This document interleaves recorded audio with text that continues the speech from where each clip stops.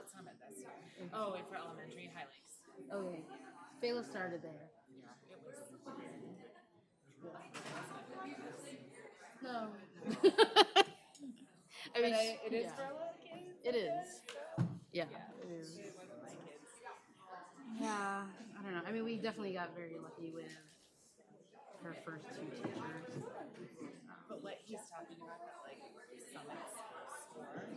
So like, I have this network of unhinged parents because of 7 weeks of my kids are at Mm, mm, one of the a kid in my boys know their family bought a house in August because they didn't get into Bend on the ACR. And so they bought a house in everything. And registered their kid there. And they're like super open about it. Like the level of Anything pop up for you? Oh, yep, I'm here. I'm here. Thanks.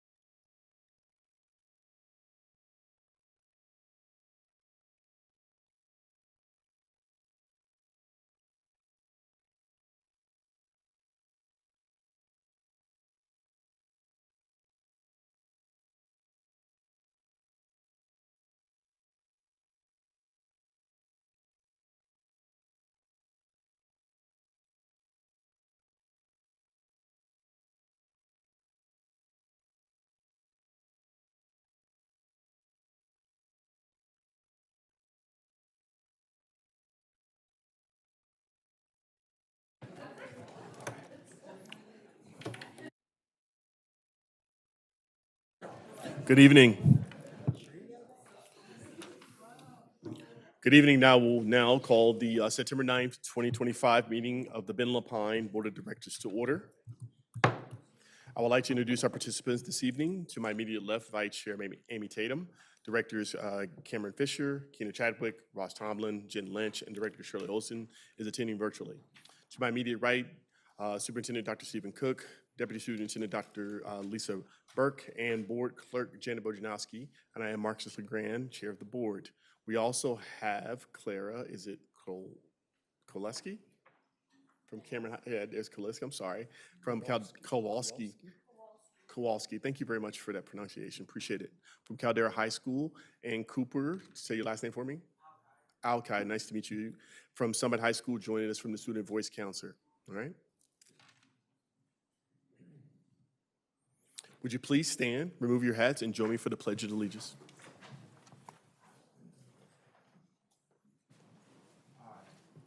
Pledge allegiance to the flag of the United States of America and to the republic for which it stands, one nation, under God, indivisible, with liberty and justice for all.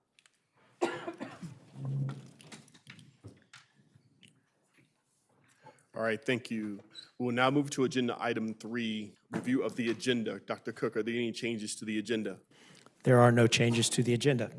Thank you. Fellow board members, are there any changes to the agenda? All right, hearing no requests, we will proceed with the agenda as noticed.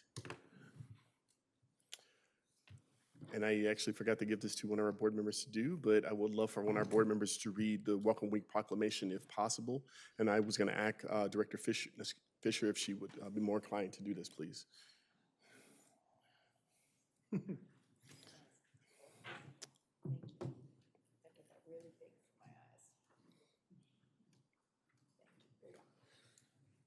not big enough, Amy. Sorry. Okay. Welcoming Week 2025 proclamation. Whereas our community, state, and nation are stronger when we work together as a people in seeking the American dream through the shared values of hard work and equitable opportunity. And whereas the diverse experiences and perspectives of our students and families are a vital part of our community, enriching and strengthening our schools, community, and collective future. And Whereas the success of Ben Lapine Schools depends on making sure that all students and families feel welcome and experience a sense of belonging, including those who are underserved and or marginalized, who are recent immigrants, who are Black, Indigenous, and people of color, who are experiencing poverty, houselessness, or foster/kinship care, who are LGBTQ+, who are experiencing disability, and who are linguistically diverse. And whereas we honor the spirit of unity during Welcoming Week that is bringing neighbors together across Central Oregon to honor and elevate the voices of all, now, therefore, it is resolved that we, the Board of Directors for Ben Lapine Schools, hereby proclaim September 12th through September 21st, 2025 Welcoming Week. We invite all students and families of Ben Lapine Schools to join this movement of schools and communities nationwide, renewing our commitment to our core American values and taking action together to build strong and inclusive schools across our community that stand as a beacon of education and opportunity. Adopted this 9th day of September, 2025. Thank you, Director Fisher. Appreciate it very, very much. And now I'll pass it over to Superintendent Cook to be able to do the district recognitions. Thank you, Chair LeGrand. We have one recognition that we'd like to share with you today. If I could get Nathan Fries to come up here. Let's give him a round of applause.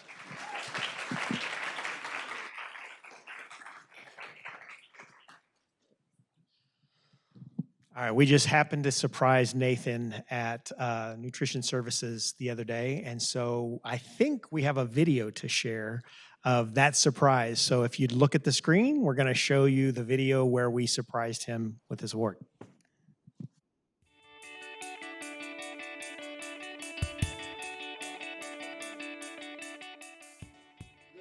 All right, Nathan, hi, I'm Steve Cook. Nice to meet you. Nice to meet you as well. I'm Nathan. I moved to Burke. Nice to meet you. Nice to meet you too. So Nathan, it's getting real Welcome. weird, okay? Yeah. In recognition of your outstanding contribution to our families throughout the summer lunch program, we honor your commitment and excellence. As a valued member of the production kitchen team, you consistently shine in your roles as baker, production cook, and summer lunch lead.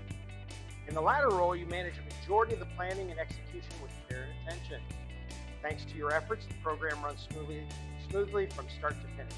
Each day, you personally deliver and serve meals at Lapine Elementary School to ensure that all our families are nourished. Your dedication, initiative, and leadership make a lasting impact on both our program and the families we serve. Ben Lapine Schools is proud to recognize you as a true champion for students. Oh, wow. So congratulations. Thank you. Awesome. All right, Nathan. Yeah.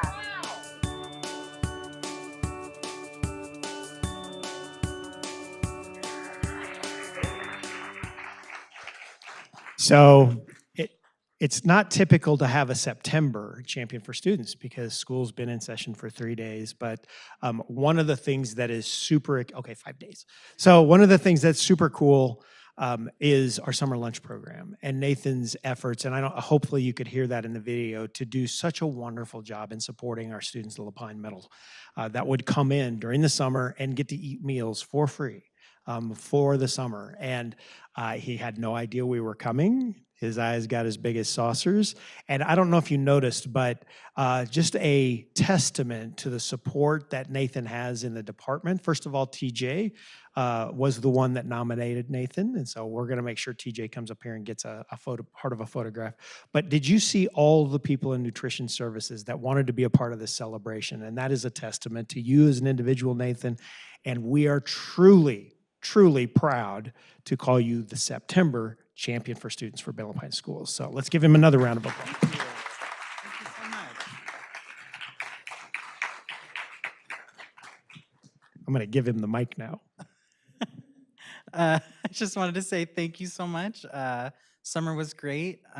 It's a great team at Nutrition. I really appreciated TJ Bennett. He was very helpful.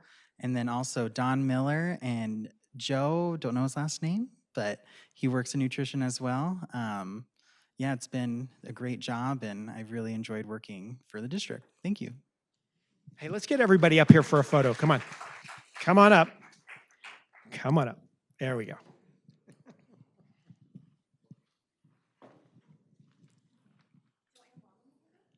Yes. Yes. Yes, Mom. No, Mom. Come on. Hand the phone. She can video for you. We got a whole bunch of people that will help.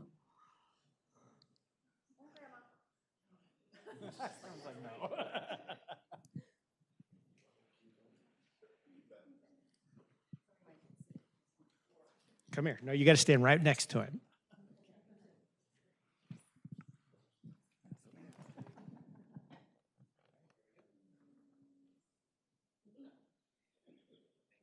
All right, one more hand for Nathan.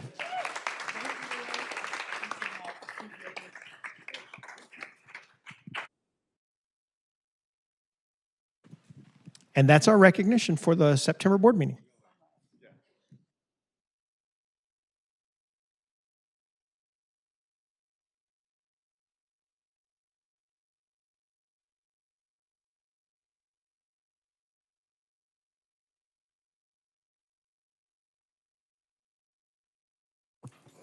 Congratulations, Nathan.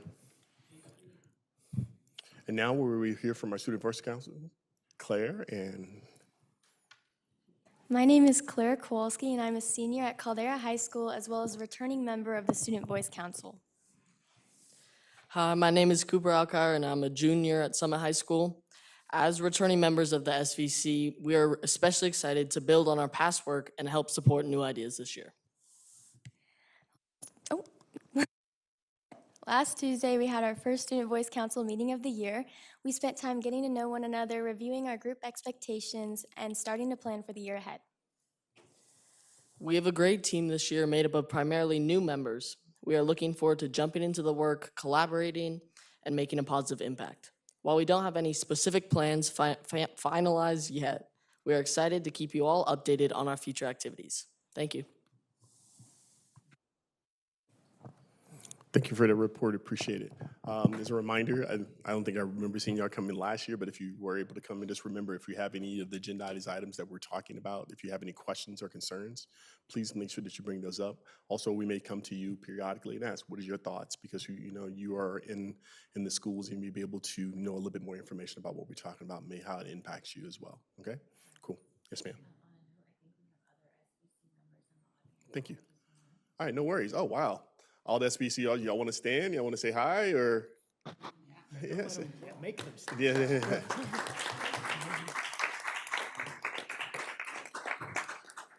We want to definitely thank you on behalf of the board and, like I said, all the different people out in the community. We appreciate your commitment to doing this. Thank you so much. Right. Any questions for the Student Voice Council for now, board members? All right. Well, we're looking forward to hearing from you guys throughout the year. Thank you very, very much, all. And now we're going to turn it over to public comments. The Board of Directors leadership value communication from students, families, staff, and community members as it helps to guide the work of Ben Lapine Schools. Public comment is just one of the many avenues available to ensure this connection.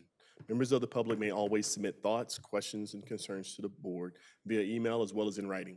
Individual board members also make themselves available for phone, video, and in-person conversations.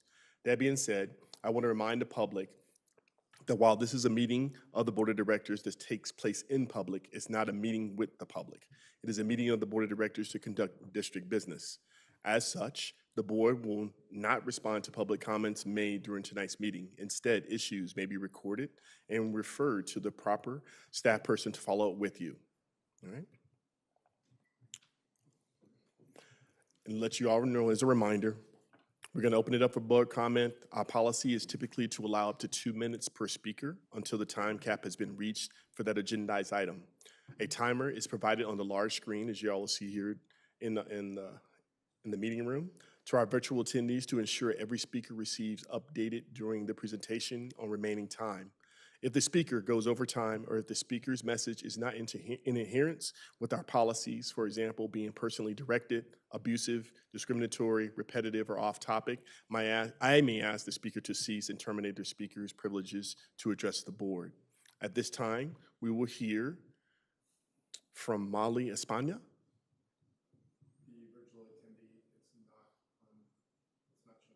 All right, thank you for that. I appreciate it very much. Next, we have Kelly McMaster.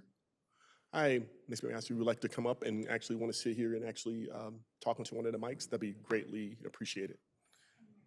Yes, just grab one of the mics. Yes, the one that's right here as well is easy. You can have a seat or you can stand. Yeah. Oh, I don't need to sit if that's okay. Okay. This will be very quick. All right, cool, no Is worries. that all right? Thank you. Okay. Hi, my name is Kelly McMaster. I am a kindergarten teacher at Lapine Elementary School. I am also a parent of a student at High Desert Middle School and Caldera High School. They just both started their year there. And I just wanted to, and I'm also a proud auntie as well to two Mountain View students. I just wanted to say a quick thank you to the district for the AP signs honoring the students for their hard work on their exams. I think it's a really positive way for the community to see the hard work of the students. I know personally we are so proud of our two members of our family who have earned such a sign. One is sitting in this room on SBC. And I think it's a really just nice way for the community to kind of notice and see, and maybe for other students to strive to earn one as well. And I also hope that the district continues to find ways to celebrate and honor all students' achievements throughout the district. And then just on a quick personal note, inviting Superintendent Cook and any of the board members down to South County to see all the awesome work that we're doing down there. Thank you.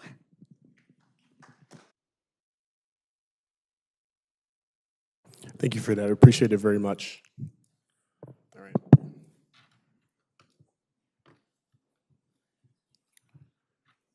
All right. Now we'll move to approve the consent agenda. We'll now move to work on the consent agenda. I will entertain a motion to approve the consent agenda.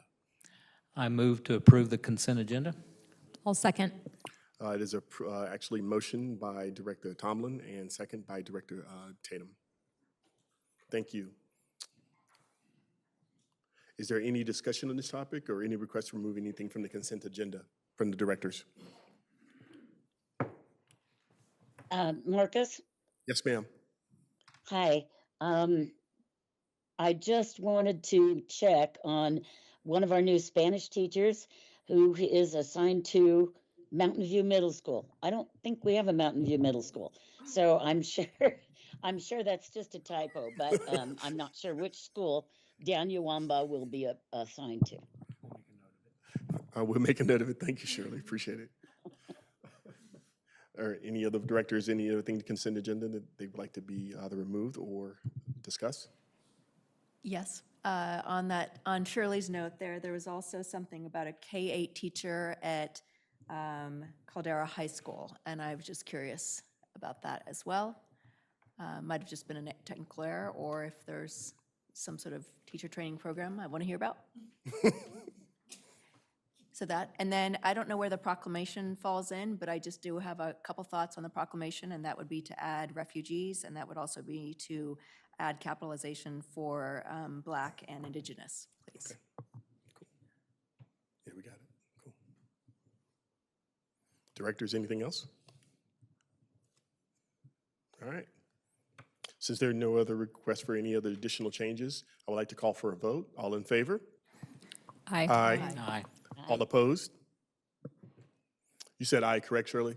Okay, thank you. All opposed? Any abstentions? All right, and the ayes are unanimous. Thank you very, very much. All right.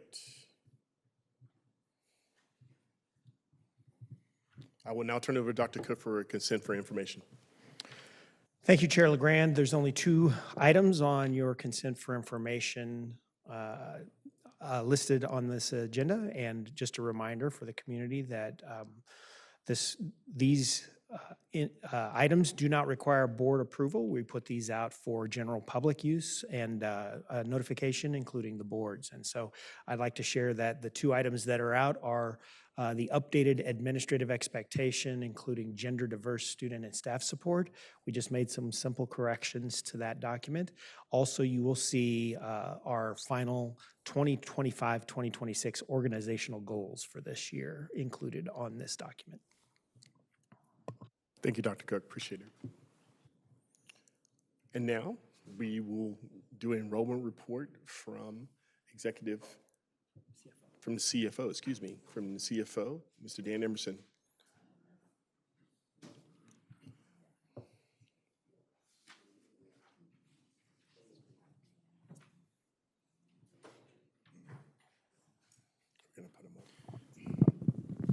Good afternoon, Board. Dan Emerson, Chief Financial Officer. Good afternoon, Student Voice Council. Good to see everyone here. Today I'm going to go over the initial enrollment for Ben Lapine Schools. It's probably going to be more of a general overview because it's still early in the school year. As you all know, we'll come back in October and we'll do kind of a run through of each school and kind of their enrollment and where that means for our funding and what that means kind of for our capacity and things of those nature. Forgive us because there's a lot of information on this. You should have a handout. I'll walk you through the handout and then we'll put up one particular slide, I believe, up top. But first, let's start with our elementary enrollment. As of September 9th, you guys should all have this handout. Our elementary enrollment, I think the key thing to know is that we're 108 below what we projected from the budget. And so we felt like we used some pretty conservative budgetary numbers here based on past trends. And unfortunately, as of this particular time, it continues to be lower than our conservative estimates. 51 of those are in kindergarten. So year over year, we're seeing a decrease in kindergarten of a fairly substantial amount. I think it's about 50 or 60 students, and we're 50 under our projection this year. And then as well in the fourth grade, we're having 54 students. And I can't really speak for why that might be until we have more information, but we're 108 down in kindergarten. You can go along the bottom row here, and you can kind of see the variance by school. And I'll open up for questions in a second here if you have any additional questions. Middle schools, though, we almost hit that on the head, which is hard to do with projections, but we're only 21 under what we projected, so that's really good for our funding. Most of the schools are fairly stable. Moving on to high schools, we see a trend that kind of arose last year, but continues this year, in that we're seeing more kids actually than our projections. So we're seeing 86 more kids throughout our high schools. A really wide variation. A lot of ACRs that were active this year compared on the individual schools. You can see Bend High and Mountain View are respectively 54 and 74 up over from what they were projected during budget. And schools like Realms High School are actually down 45 at this point in time. As a whole, though, we are only down 38 students from projection, which is a really good place to be. It doesn't have a large impact on our state school fund. It doesn't have a large financial impact for us. I do anticipate that we will probably still see 30 or 40 more high school students coming in, trickling into the system over the next month. That's the pattern that we observed last year. So we might almost hit that on the dot. Again, though, this year it appears that kindergarten and elementaries are going to be a little bit low. High schools are going to be a little bit high. And overall, we're going to be pretty much exactly where we had budgeted. And then the last thing is this is a year-over-year decrease, this last slide here. And Sean, can you put that up on the board too? Do we have the year-over-year decrease as well? So year-over-year decrease is 135 students. And you can see that some of our schools like BIS, our charter schools, have taken on a few more students. Our brick and mortar schools are down about 150 students, and most of that, again, is coming from elementary. If you look at that top line, you can see the elementary schools are about 200 down, from year-over-year comparison since last year. So it's something we're definitely monitoring. We are working with Flow Analytics. Paul Dean, myself, Dr. Cook, the cabinet are working with Flow Analytics to get us a better idea of where our kindergarten projections and where our school projections are going in the future and how that aligns with our funding. So we're on top of it, but it is something we're definitely continuing to monitor. Any questions regarding enrollment updates? Or Dr. Cook, would you like to add anything? I would like to add, remember that numbers are the basis of the state school fund, but also the weighted average daily membership is how it's actually calculated. And so that includes all extra weightings for other things. And so this, it's so preliminary, we can't present that data to you. We will be able to do that next month.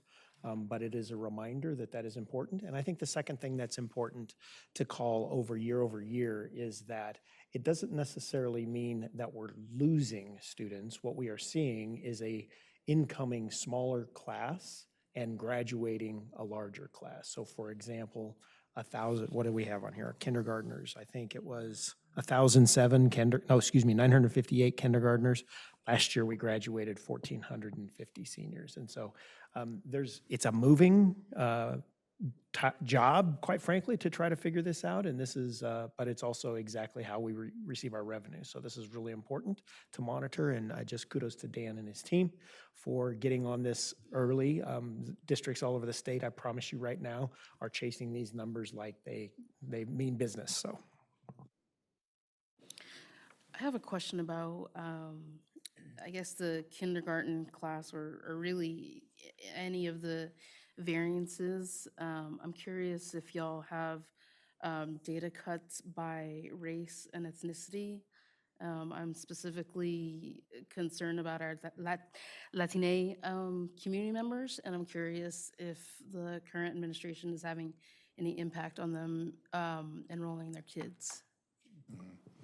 Yeah, I mean, I think over the last few years, we've continued to see, even prior to this administration, kindergarten numbers declining, but we don't know all the factors for that, and that's why we're going out for flow analytics, and we are hopeful that they're actually looking at, our demographic, where they're looking at the influx of home values that came during COVID, remote working, and looking at, see if we maybe disperse people, some lower income individuals.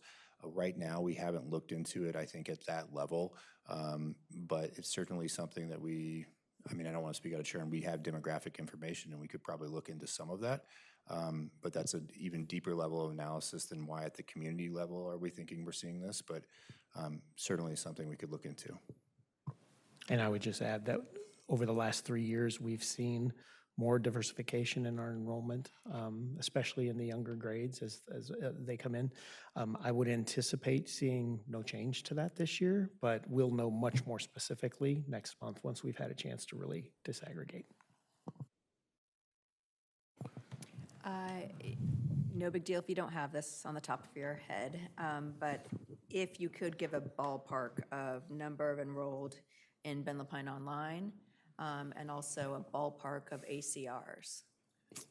Otherwise, you can email me later. I don't have ACRs. The last Ben Lapine, I think, was 660 some odd students, and I can go ahead and send you that information.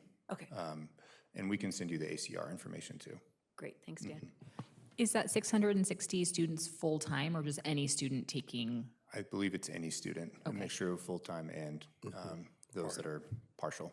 Yeah, I believe when we've gotten this report in the past, we have received information of full-time Ben Lapine online enrollment, which I don't think is on this, but I think it has been in the past, and that is a helpful data point. Sure. And I don't necessarily care about the students taking like one class online, but I think it's important to know how many students are doing full-time Ben Lapine online.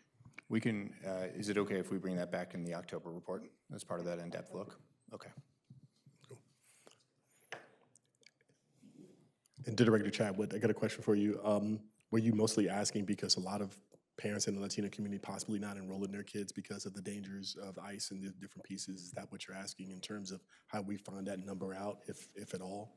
Yeah, I mean, yeah, yes. If enrollment has declined. Right. Right, okay, all right.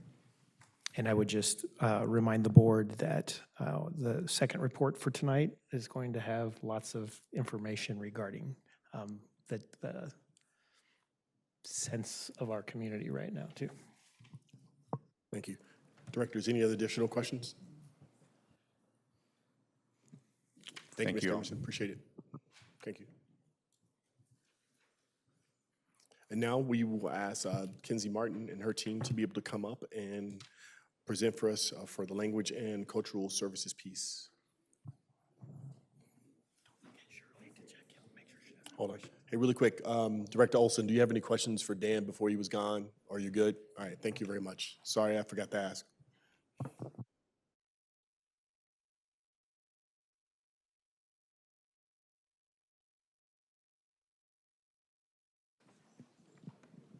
No, I just took a lot of notes.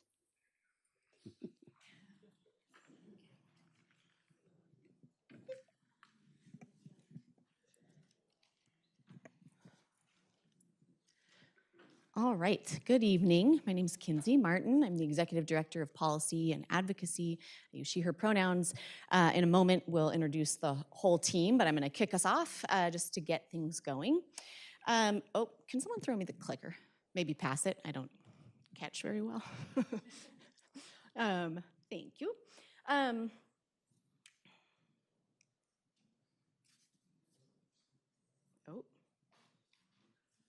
Okay.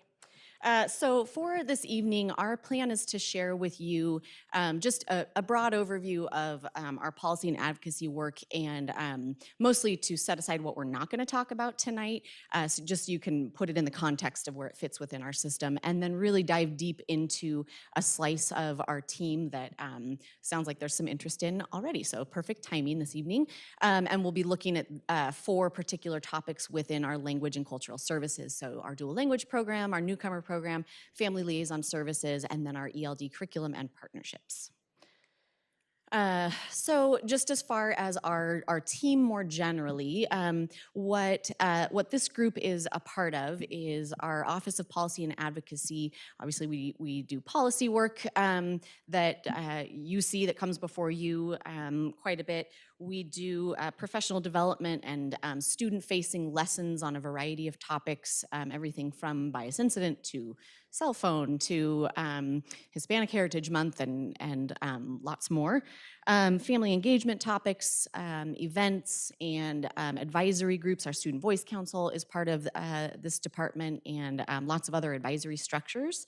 We support students experiencing houselessness or poverty through our FAN and McKinney-Vento services. Shout out to Sandy back there.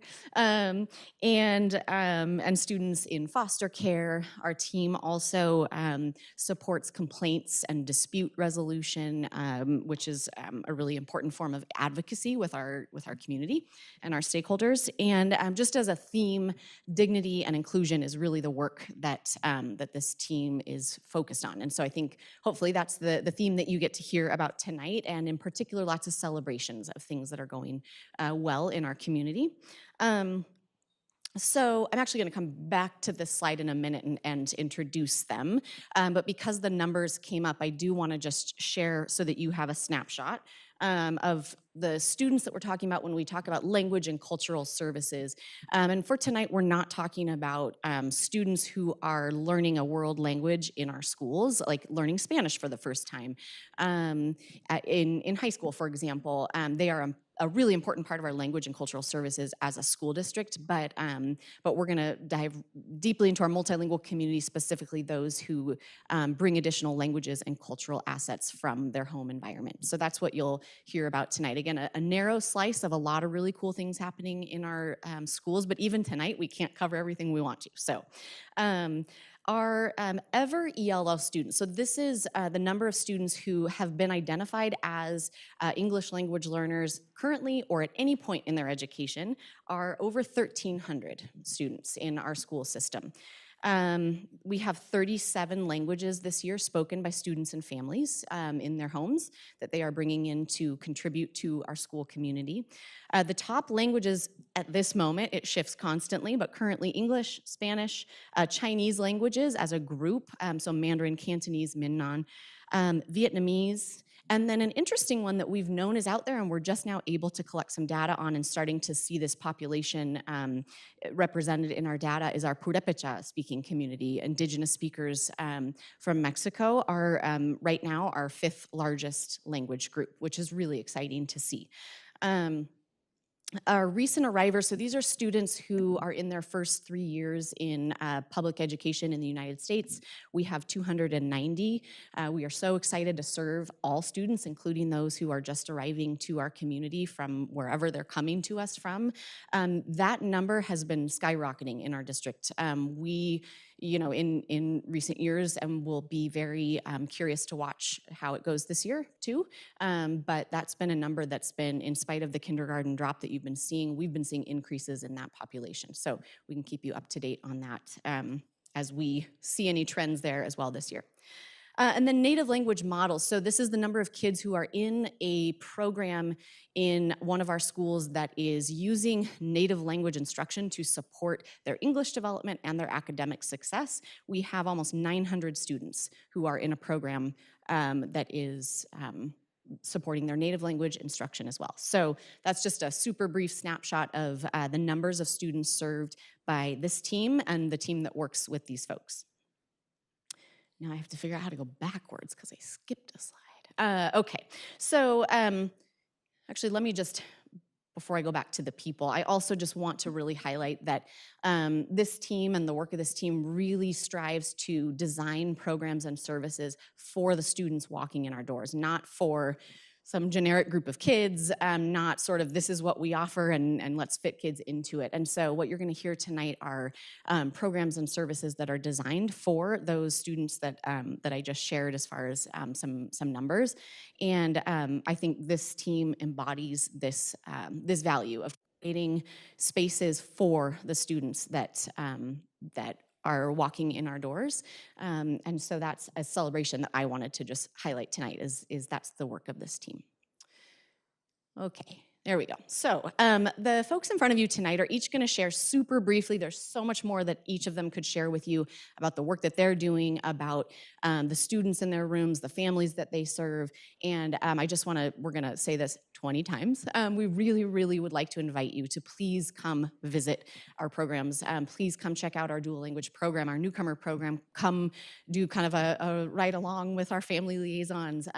Check out what it's like to be a linguist in our system, or even just meet and ask them questions. There's so much that we can't fit in tonight. So please take them up on the offers you're gonna hear over and over to come visit. I just want to go down the table and introduce, because they're not gonna do this, so I'm going to introduce them the way that they should be introduced. Dr. Bonnie is probably the most champion for students colleague that I have. Every decision she makes is run through what is best for kids every time, and what is best for which kids, and how do we make that decision in a way that puts kids at the heart and center of the work we're doing. And so you'll hear that in the work that she is leading. Liza is our ELL director. She is the heart of our instructional expertise. She is calm and empathetic and supports our ELL staff and others with providing the best academic experience for every single kid, and is an amazing leader on our team. Oh, you're almost in the order of my notes. I'm skipping over though to go in my order because I need to. Liz Vargas is Liz is a connector, and her work centers around knowing humans, engaging with humans, welcoming humans. She is often the first face that families see who have come from all over the world, who have seen and experienced incredible hardships, and Liz welcomes them and makes our community values and our school values known to families from day one. Let's see. George, down at the end of the table, is one of the most humbled and principled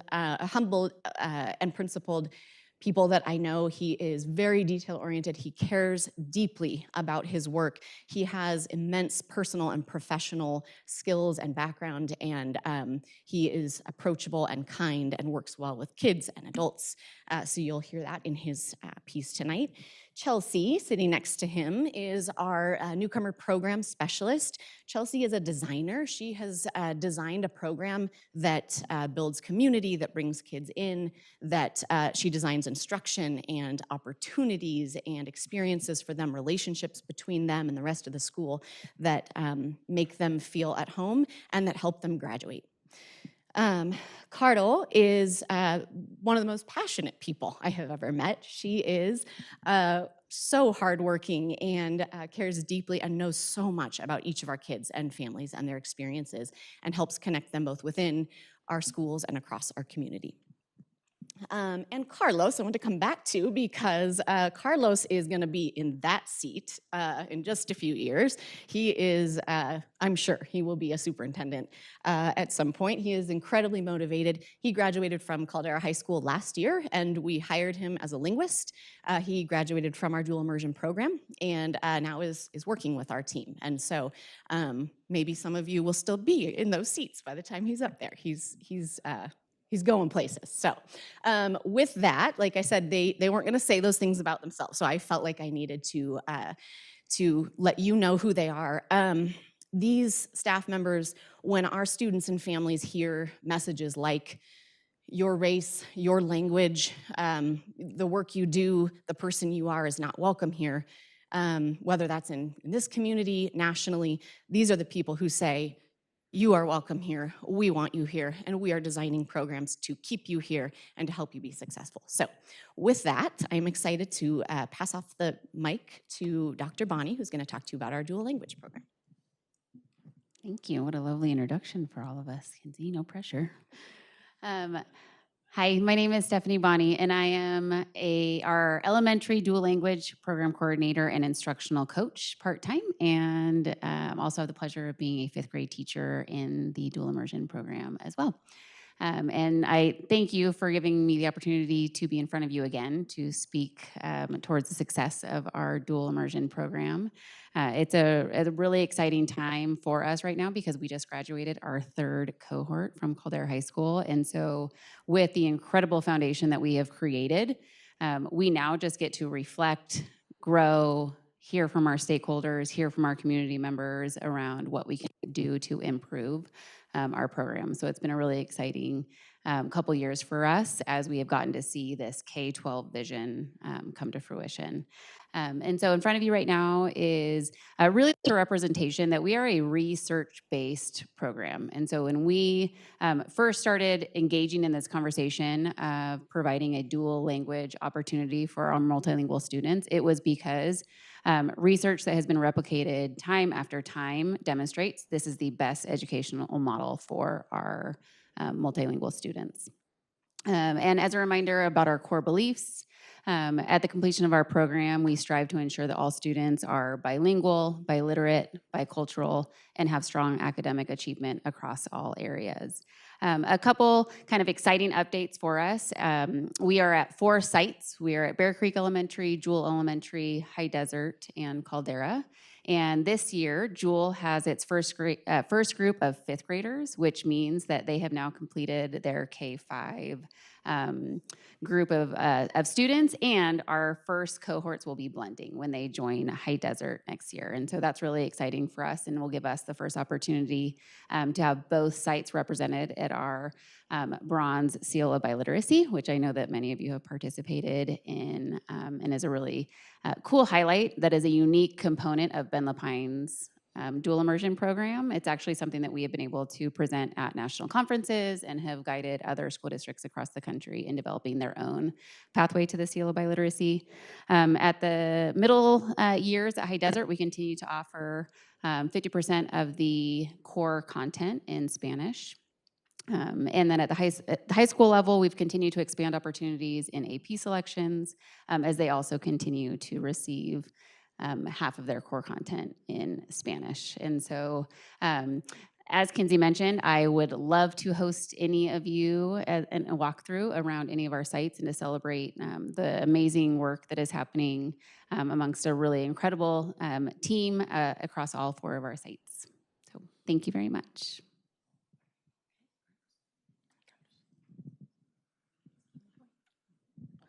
Hello, I'm Carlos, and thank you for that introduction from Ms. Martin. As mentioned, I was part of the dual immersion program from kindergarten through senior year of high school.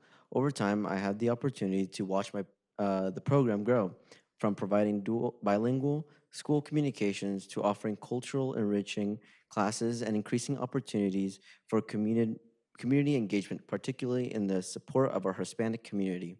During my junior year at Caldera, we took a translation and interpretation course where I discovered my strong aptitude for both skills. This experience led me to get a job as a translator and interpreter, which has deepened my passion for bridging language barriers and serving others. I'm truly honored and excited for the opportunity to contribute to the work being done at Ben Lapine Schools and to continue making a positive impact through language and cultural connections. Please feel free to visit me down at the Welcome Center.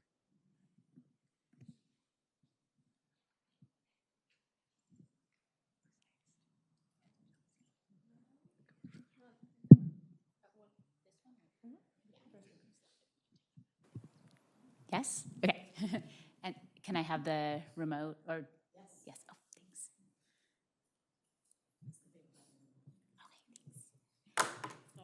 you. Thank you. My name is Chelsea Jennings, and I work as the Newcomer Program Specialist. The Newcomer Program serves our recently immigrated students. The students that we serve in the program are living through very unique and challenging life situations, and they're incredible and resilient individuals who add a lot to our schools and our greater community in Bend. Here's a picture from one of our graduating classes. We've had 15 students graduate so far who have participated in the program, and we're starting the 5th year of the program this year.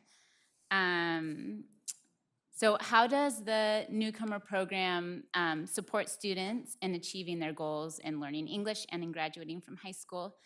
So we support students to develop skills that will serve them in high school and throughout their lives. We do a lot of field trips. That's an important part of what we do, so students become familiar with the community. We use public transportation. We go to the library. We go to parks. We go to community centers. And we focus a lot on developing connection and community and a sense of belonging. So we do that with the sort of wider, with the city of Bend. We do it within the school and within the Newcomer Program itself. And then here are some more of the field trips we do. We do a lot of field trips.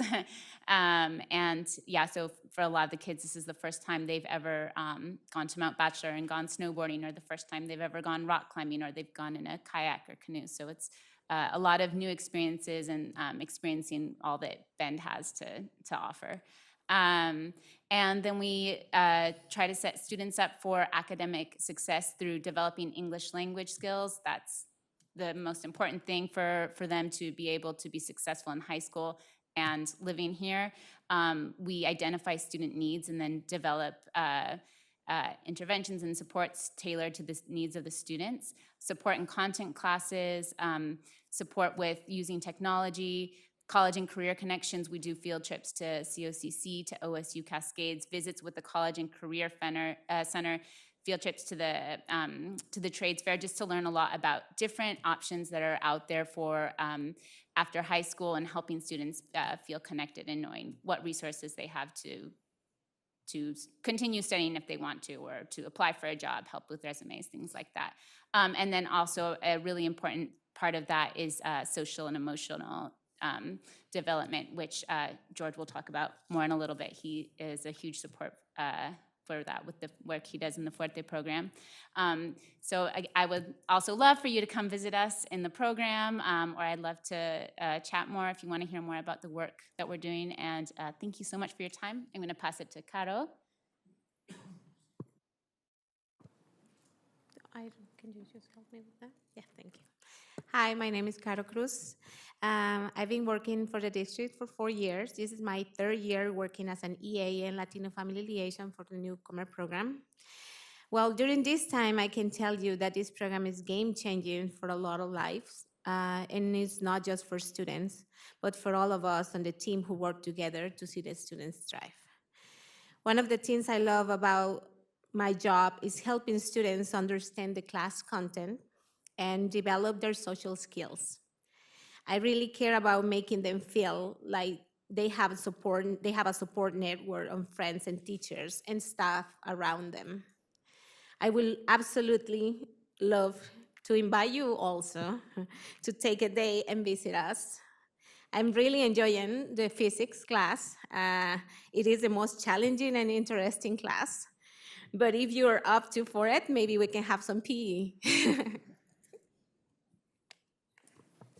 Hi, I'm George Perez, and now I would like to talk about the Fuerte program. Many of our newcomer students made it here under traumatic circumstances. Yet, arriving to their destination is not the end of their journey or their struggles. Regardless of their background, or whether they cross multiple countries or travel through a few states to get here, they all share a common experience. Each of them go through the complex stages of immigration, including cultural shock and various forms of grief. Many also suffer from symptoms of anxiety and depression, which often interfere with their ability to learn and adjust. Fortunately, the Fuerte program exists to support them. Through Fuerte, newcomer students come together to share their immigration journey, learn that they are not alone, and understand that the emotions and symptoms they're experiencing are valid and normal. This collective sharing fosters empathy, deep connection, and the creation of a new support system, a sense of community that becomes a powerful tool in their healing process. As students build relationships, speak proudly about their cultures, support one another, and access school and community resources, they begin to heal. As someone who also has been a newcomer, I feel both inspired and honored to accompany our students, not only through their struggles, but also through their journey of healing and hope. I have shared only a big general picture of what the program is, so please reach out if you have any questions about the curriculum or any of the activities we have in the program. Thank you. Hello, my name is Liz, and I'm here to talk to you about the amazing team of family liaisons. That's the team that I work with, and I'm very honored to work with all of them. So our role as family liaisons, it's helping newcomer families as well as long-established families that still need help navigating our school systems, because as we know, our systems are complicating and also constantly changing. We help with things like district apps. Right now, our liaisons are really busy setting up appointments with families and helping them navigate the transportation app and getting those routes in so families can see those. The other thing we do is help families sign up for sports, like if a student wants to play a sport, navigating that system as well. And I want to say, like, not just like helping them navigate the system, but also encourage students to participate. Sometimes, I don't know, I saw this student one time at Caldera, he kept staring when they were practicing for basketball. He would just go and stare at the window. And finally I was like, hey, do you want to play? And he's like, yeah, but I don't think I'll be as good as them. And I'm like, why don't we give it a try? So we got him signed up, he went to practice, and he got in. So he was super excited. And just those celebrations, like, I think getting families engaged and feeling part of the community. I mean, we're big on sports and after curricular activities, so we want to welcome them and for them to feel accepted in our system as well. We also help them invite to our events and also like encourage them to volunteer and be part of our PTOs.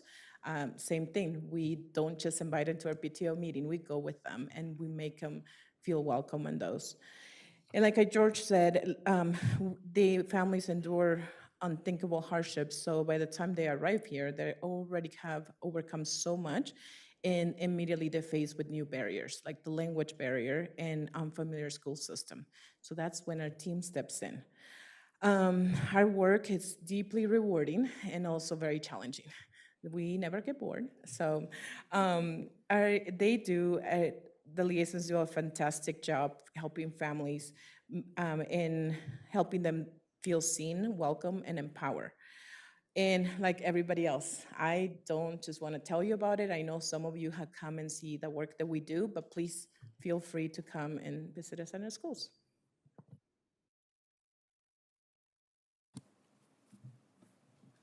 Thanks, Liz. Hello, everyone. I'm Liza Hewitt, Multilingual Services, and let me keep going. Okay, let's start over. Liza Hewitt, Director, Multilingual Services. I'm really excited to be here tonight to share with you how our amazing team of language specialists has been rooted in purpose and steady in growth. Dr. Cook and Dr. Burke, I love that. And so, as many of you know, for the past 2 years, we have been designing curriculum. And so in this process, our goal has been to design curriculum that is engaging, it's hands-on, and it's relevant to our students' identities and cultures and relevant to our community. And in addition, we are designing curriculum that is rooted in content, because we know that language learning happens best when learning is happening in context rather than language learning happening in isolation. And so where are we in this process right now? Just to give you a quick update, our elementary team has completed 2 years worth of design. They are now in the process of auditing, revising, and editing, and they are now repeating what they have already designed. And our middle school and high school teams are in year 3 of design. So they still have 1 more year to go, but next year they'll be ready to start auditing, revising, and repeating what they've already designed. Sorry, I'm losing my voice. Okay. Having said that, none of this curriculum or these amazing field trips and shared experiences, hands-on opportunities that we're providing our kids would have been possible without the support of our community partners. And so I just wanted to shout out everybody on this list. In particular, the Bend Science Station has been an amazing supporter. We've brought many of our middle school and high school students over to their labs for STEM science. I also want to shout out KTVZ. They have 2 times now. We had a news anchor come over to Bear Creek and talk about Robbie the Raindrop during one of our climate and weather units, and our high school kids actually got to go behind the scenes at the KTV studio to learn all about investigative journalism. So that was really awesome. And special shout out to the Ben Lapine, our own Ben Lapine production kitchen, and the teachers over at the culinary programs. We had this unit last year called Everyday Math, where our students were designing markets and restaurant pizza businesses. And they were given a budget, and they had to budget for their ingredients and supplies. They had to shop. They had to interact with customers and learn how to count change if somebody gave them a $100 bill. It was pretty entertaining, but the culminating project was they got to go over to the production kitchen and actually make pizza. And so you can see in one of the photos, it was the highlight of the year. The most talked about unit, the best feedback ever. And also shouting out Think Wild, because we now have partnered with them twice for, studies on ecosystems and habitats down at the park, and both elementary and high school students have participated in that. So our community partners are amazing, and they are making these experiences happen for us. Okay, and lastly, part of our focus and our work has been around high-quality professional development.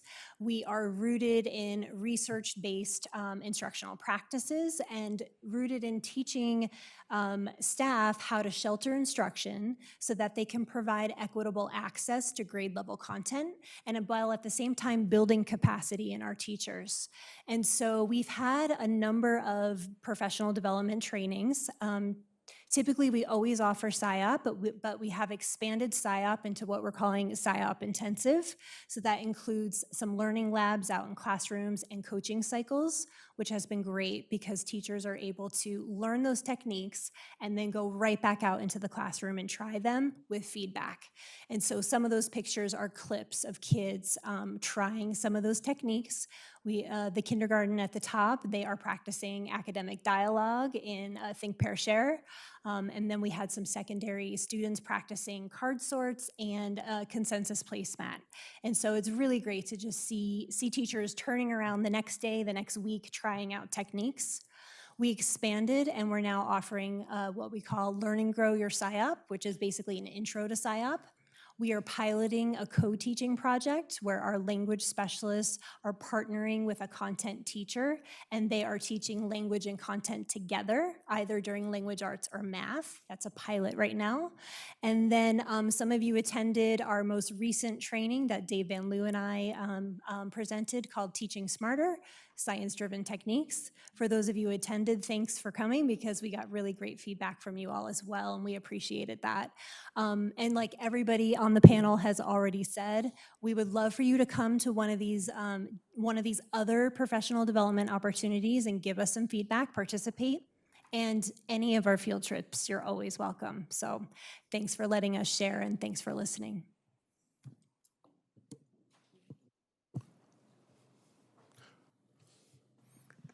Thank you first. I want to be first from the board to thank you all for coming and giving us a report. We appreciate it very, very much. Directors, do you have any questions that you would like to ask this wonderful team of people?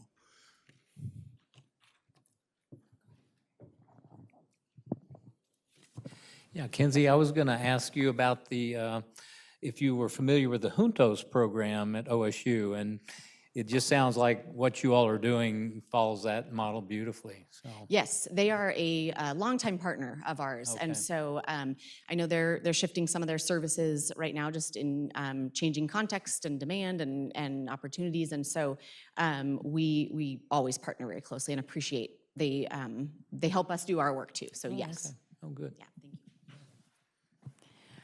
Kinsey, you said that 900 students are served in their native language, and I'm assuming that's primarily dual immersion, newcomer programs. Are there other programs that I'm not thinking of, or ways that we serve students, particularly like Vietnamese students who are native speakers? How are we serving them within our schools?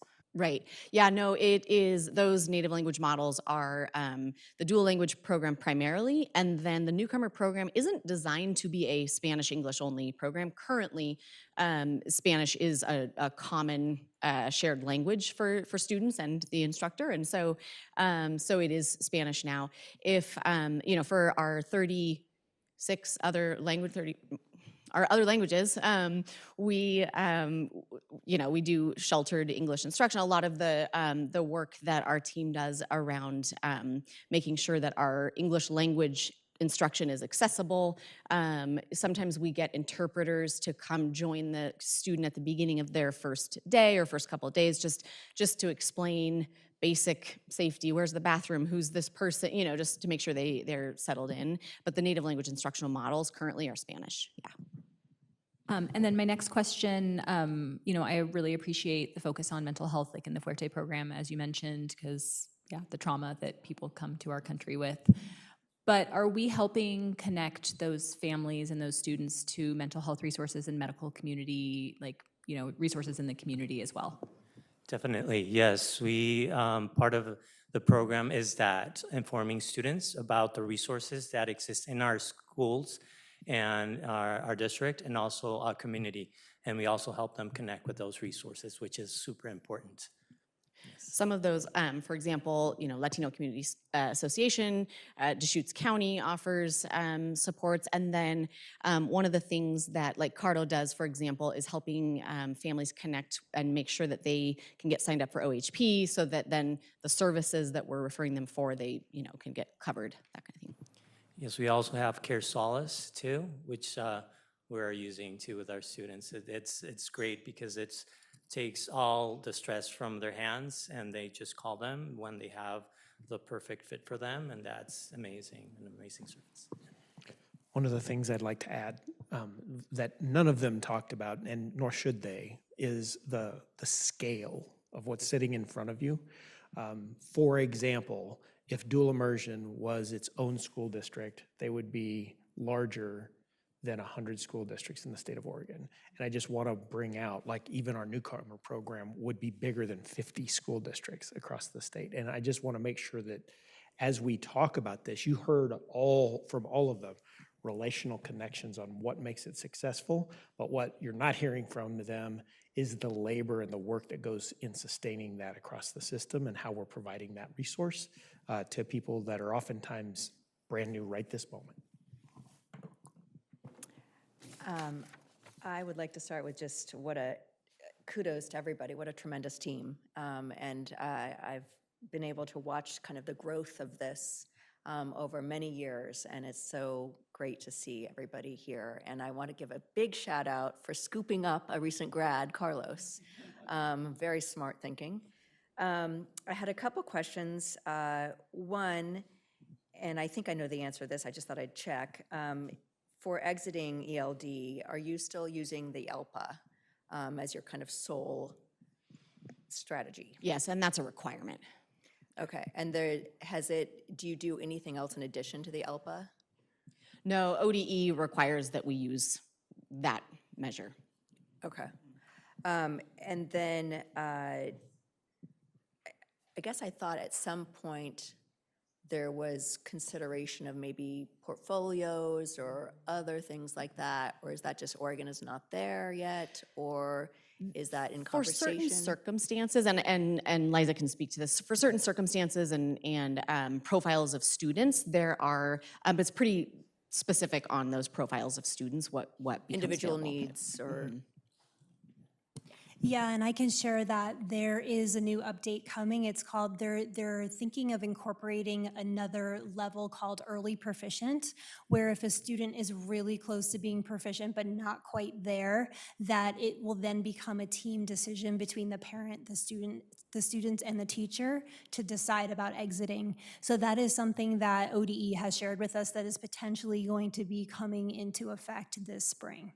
Okay, okay. Yeah. I think I was That getting might ahead have of been mys- what you had Yeah. heard, or, I yeah. was getting ahead of myself there. Yeah, great. Yeah, it's called Thank you. early proficient But that's Okay. still based on the ELPA scores. exam. Yep, it's based on the itself, if that ELPA makes sense. exam, exactly. Okay, thank you. And then I'm wondering, are you able to look at outcomes, and I'm guessing this is probably a no, but outcomes with former ELs and current ELs and breaking some of that down? Or is it, or never ELs? Are you able to look at that? Yes, Dave Van Loo and our IT team and other members of our team help us pull that info. We're fixing a couple bugs in our technology system to make sure that it's all totally accurate and up to date. But yes, we slice that data in different ways pretty frequently. Okay, great, thanks. I'm always blown away by this team, and I do just kind of follow up on Dr. Cook's comment on the scale of students and families that y'all touch. I'm curious about, it makes me think about your well-being. And I know, George, and I've spoken with you a little bit about Fuerte, and I'm curious to hear, like, how is the health of this team? Like, this might not be the place, and I just want to, that's what I think about when I hear all this amazing, heartfelt work, labor of love that y'all do. And so I guess I'm curious how you're doing, and if there's like, I'll just stop there. And you don't have to answer. Somebody should answer. Blink twice if you're okay. I will just say that I think, while you gather your thoughts, this team is amazing and puts families and students first. And that's something that we're constantly working on as a team is, the life or the mask approach, I guess, of put yours on first so you can help others. And I think in particular, there are some members of this team right now that just with national context and shifting that we're seeing, some members of our team are members of communities who are being targeted and trying to serve those communities at the same time. And those are stories that people can share, hopefully when you visit. But that's something that I think is just to be aware of, yeah. Yeah, and talking about trauma, right? Thank you for your question. I think is very important. Listening to other people's trauma, it can also impact us very in different ways. I think what has helped us in this team is to be a team, to get together, to talk about how the stories and of the people that we're serving impact us too. How we take care of each other, I think that's very important too, and how we support each other. We have gone through very hard times, and each of us have struggled at one point really, really strongly doing our job. But I think just the support of our team and having that in common and talking about it. And in Fuerte program, one of the strengths is that students get to talk about common experience, common hard experience. And research shows that talking about those struggles with other people that have similar experiences is healing. And in a similar way, that's something that we do together too. We were in our team, the liaison team, when I was part of that, Because we had so much work, we were not meeting as often, and we realized that that was impacting our mental health. So what we did is that we started having meetings more often, once a week, and we noticed how that changed our mental health for the good. We try to laugh a lot and take every moment.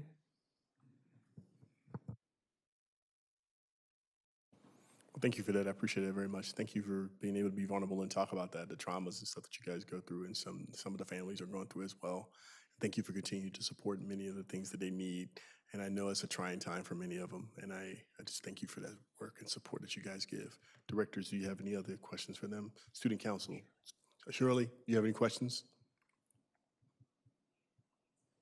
She has no questions. Student Voice Council, you have any questions for this team? All right. Well, I want to thank you for all the hard work that y'all do. One thing I would definitely give you credit for, your YouTube scores are higher than anyone else's because of your family engagement. It helps a lot. So thank you for doing that work. I wish we could get the rest of the people to do the same thing. But anyway, that's just another thing for another thought. But thank you so much. Thank you, Kenzie, and your team. Appreciate you. Just in closing, I wanted to share, having worked in a different school district, the support of the school board for these programs and services makes all the difference. And so we wanted to thank you all for being supportive. We even just today, in light of things that happened yesterday and just the world, bringing this topic into a public meeting, this team felt supported knowing we're talking to you. So thank you for your support. All right. Thank you very much. I would now turn it over to Dr. Cook to present the administrative policies and regulations the district is reviewing. Thank you, Chair LeGrand. One thing to talk about tonight, it's an interesting one. It's the recommended changes to policy JFCEB-AP and the associated regulation, which is the personal electronic device policy, which remember where this comes from. This is as an output of the executive order given and provided by our governor for us to run our process in accordance with state law. And the expectation is we have to have this, the final copy approved by October 31st, I think is the date? October 31st. Yeah, 31st. So we would like to push out these suggested changes into the community and see if it's available out in the community for feedback over the next few weeks and see what feedback we get. This has to be fully implemented in the district by January 1st and to be in compliance with the executive order of the governor. And so far, I can tell you this has been a very pointed part of discussion of our high schools because K-8, it is not a dramatic difference from what we've been doing. Pretty substantial change in our high schools, and some school districts have chosen to start the year, just if you will, metaphorically, to rip off the Band-Aid and just ban them altogether. We had lots of discussion about what was the most appropriate means. We felt like we demonstrated a pretty good process using the e-bike example on how we talked about the policy will be changing and it will be implemented over time. We felt like that made more sense, felt more operationally successful. And so I just wanted to give you that understanding going into this. I'm sure this will be a point of conversation with the Student Voice Council and as many other places, but that is going out. And so if anybody has any questions, glad to hear those now. And Student Voice Council, this is one of those things, if you got any questions about this school, about the electronic device policy, this is the good opportunity to kind of engage and figure out what it looks like. Because it impacts many people, but I know it impacts you guys more than anything. All right. Okay. Thank you, Dr. Cook. And Dr. Cook, while you're talking, got the superintendent's report. Yeah, thank you. For my superintendent report. Oh, Shirley, I'm sorry, my bad. That's okay. I just had one question about the exemption part of the policy on electronic devices. Who's going to review those? Because I can anticipate that kids might really push some buttons to try and get parents or somebody to get an exemption. It is the fair question, Shirley. I think that's Part of what we will be spending our time talking about is what does that process look like, especially exemptions at the high school. I think, if you're talking about, I have a job, I need to be in constant communication today with my job, that's probably going to be a pretty tough one to get an exemption for. But if you're a diabetic and you're running an app on your phone to keep track of your sugar, that's probably not going to be a hard one. And so most of that, I would think, is going to be collaboratively worked out from district personnel, administrative personnel, along with building requests as we run into those. And so we'll see how that goes. I do not anticipate that will wind up being something that will come before the board, because I think we'll have that dealt with administratively with lots of good work on that. Did the committee that worked on the policy itself, did they have knowledge that this was going to be a part of it? Policy that working itself, the committee. Shirley, can you speak it just a little bit louder, closer to the mic, please, so we can hear you? Thank you very much. I'm just curious if the committee that worked on the policy had the knowledge about the fact that an exemption would be part of the process. Yes, they did. The one thing that I can share is there's not a lot of room for districts across the state to do generalized interpretation. The executive order was pretty darn specific. And so I think the exemption is an area that there might be some flexibility in some differences in interpretation, but even that is going to have some limitations. Thank you. All right, Dr. Cook.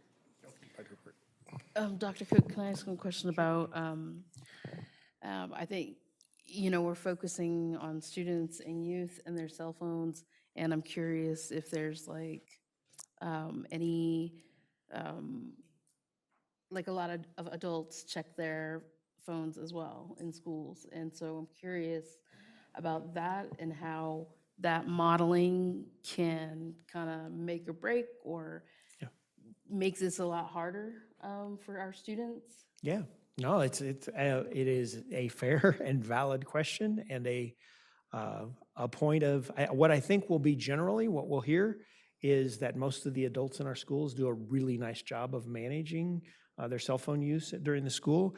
This is not going to prevent them from using their cell phones, as this policy does not speak to adult behavior. We do capture that in other circumstances. And so if somebody if an adult that works for the school district is creating an environment where it's really creating some challenges in the classroom, we will have the means to address that. But this is not intended to eliminate adults from accessing their cell phones. The modeling question becomes how does this play out in real practice?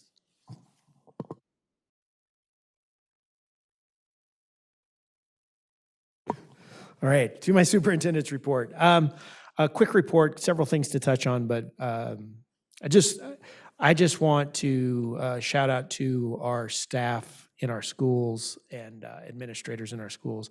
This has been the cleanest start we've had since I've been the superintendent here, and just really grateful for that. That comes from a lot of hard work from a lot of really important people. Yeah, it's too late. We're in day 5. We're past the hard part. Second thing I want to do is I want to thank you all for showing up in our schools and validating the importance of this first week of school and just setting the expectation and the culture that we care and that we lead this district from a place of honor and dignity and know and value the people that are working with our kids every single day, because that's where the action happens. Another shout out, and I don't, you saw it in the welcome back, but we have essentially almost a brand new SRO team, and we are pulling some of those most highly qualified candidates into that program. That is not typical, and I want to draw attention to that. That's true for both Douglas County Sheriff's Office that are serving in this role and Ben PD. Golly. What? Deschutes County, excuse me. I don't know where it's just, I'm old. And then the welcome back, golly. The welcome back, we got a lot of feedback on it, that it was good and fun and positive, but it was way too long.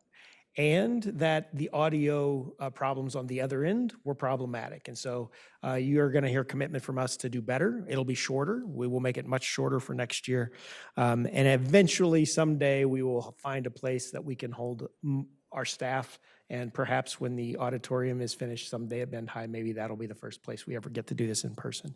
And then last but not least, shout out to all of our elementary teachers. We know and recognize that you are implementing yet another curriculum. The math curriculum implementation that's going on in our elementary schools is going very, very well. We are very grateful for all of your hard work on that. And thank you. And we're starting something new. You're going to see it from our communications department. Weekly communication on the places that our schools have been in either local media or social media and getting that attention. And so that item is called The Week in News and Social Media. So look for that in our communications. Thank you, Dr. Cook. Directors, any questions? All right. Thank you very much. And now we'll open up the floor for board director comment. I'm going to start with Director Olson. Thank you, Chair LeGrand. I just want to note again the energy and quality that I saw visiting schools that first week. I agree with you. I think it was just a fabulous start. We always have some challenges. I asked a couple of schools if they got all the kids on the bus, on the buses, to get to school, and they laughed and they said, yeah, we did. I didn't want to bother Kim and ask her that question, but anyway, it's always rewarding to go and see our smiling, wonderful staff in all the schools. So when I go into school, I also poke my head in the kitchen and greet those folks and say, how you doing? And boy, the first day for some of those folks for lunch was very interesting. So thanks, staff. Thank you, Director Olson. Director Lynch? I have 3, but I'll go fast. I want to congratulate Scott McDonald and his team on the Herculean rollout of 8,000 new iPads across the district. I personally shoved a lot of iPads into cases at Summit. It's not easy, but we are going to have kids who can type at the end of this. Unbelievable project and investment. So thank you so much for all the work that went into that over the summer and in this first week. I want to remind our district leadership and teachers that the Bend Lapine Education Foundation Classroom Enrichment Grants are open until September 28th. You can find more information about that at the Bend Lapine Education Foundation's website, and they make it as easy as possible. They have samples and templates, and I strongly encourage all of our teachers to be filling out those forms and taking advantage of those resources. And my third one is that the 5A Intermountain sports are up and running. There is volleyball this week in Bend, and next week there is football in Bend. I grew up within walking distance of my public high school's football games and remember that as just a treasured childhood memory. So parents, take your kids to our high school athletic events. They are so fun, best bang for the buck in Bend, and our athletes would love your support. Thank you, Director Lynch. Director Tomlin? Well, as always, I really enjoy the presentations that we have in the board meetings and always learn so much.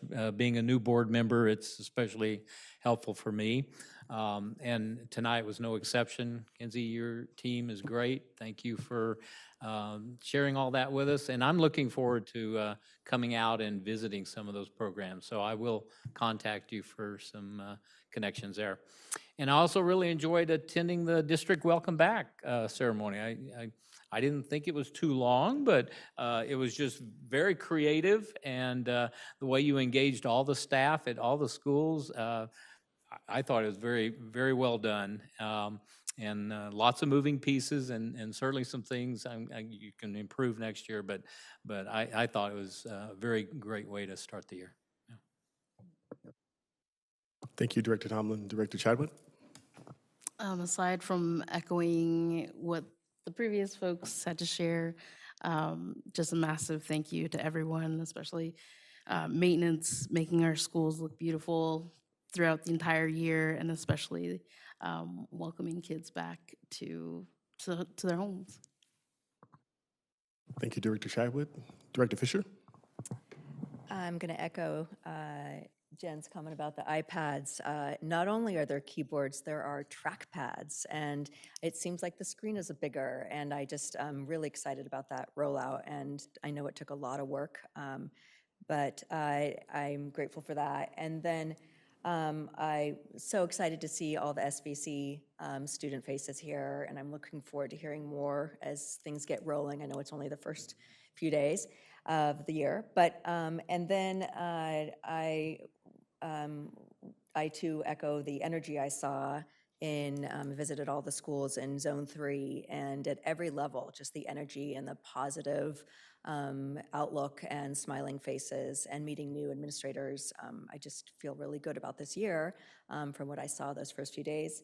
And I also am hoping now that we have more and more teachers adopting standards-based grading, getting closer and closer to the formal, everybody in next year abiding by that policy, that we get an update on how that's going. And then also with the Physics First, I'm hoping that we can hear more. I'm really excited about that.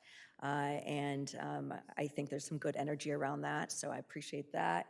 I want to give a little plug for Open Arts Center, which Keen and I went to the opening, and they are taking donations, and I think they're going to be a great partner. Speaking of all the partners that were mentioned in Kinsey's presentation, this district relies heavily on partnerships. And Open Arts Center, I encourage you to look at their website, and they're going to be, I think, a great partner for our teens in arts and positive supports for all kids, regardless of background.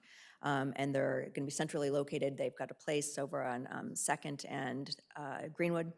And check them out. And if you have any donations, contribute. Thank you. Thank you, Director Fisher. Director Tatum? The year is back, and we are doing the work. Everyone has said great things tonight. I look forward to a strong academic year and growth in our schools. I dropped by the schools in my zone on Friday, and it was nice just to see happy, smiling faces and also a little bit of chaos because it's the first week of school. So I look forward to going back when things are a little bit calmer. Thank you, Director Tatum. Hold on one second. The superintendent's writing me a note. Okay. All right. All right. Thank you, directors. Appreciate it very much. And thank you, everyone, for the hard work tonight. My director's comments this evening comes in celebration of life and with a heavy heart. This past weekend, one of the most courageous, endearing, and thoughtful people in education is no longer with us. I want to celebrate Dorothy Reed Harris, who was a 30-year custodian and bus driver at North Stanley High School, where I attended in North Carolina. She was a mentor. She showed me how to drive an automatic car so I could pass the bus driver's test. She was the lifeline to the Black community, letting parents in our community know about the discriminatory acts that were going on in our schools. Just like many women of color during desegregation era, weren't able to teach, so she served in capacity to be able to help the needs of students in different ways. By comforting them after corporal punishment, taking students out and making bad decisions on their education and getting in trouble. Ms. Harris did her best, bringing a voice for so many of the disenfranchised. That's why, to this day, I have the utmost respect for all the administrative staff and custodians and bus drivers at most of the schools because of the tireless work and support they provide districts across the country. She taught me long ago that if you want to know something, just ask a custodian or administrative assistant. You will know everything you're going on in the school. I just want to be able to say Mrs. Harris' name because she meant so much to my community, and she's going to be a big loss to our community. She was a great lady, and all of the bus drivers who were student bus drivers who got to drive under, every last one of us went to college. So she was an outstanding lady, and she's going to be sorely missed. So that's my board comments tonight. Thank you all for being here, and I want to appreciate you. You guys be safe out here. Thank you.